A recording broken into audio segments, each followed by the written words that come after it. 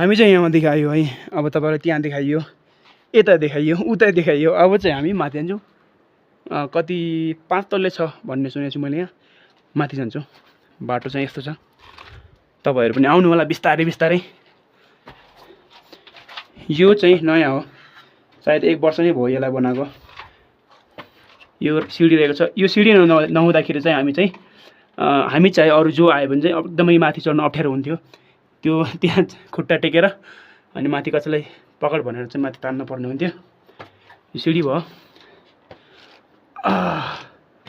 यहाँ पनि निकै नै खतरनाक छ।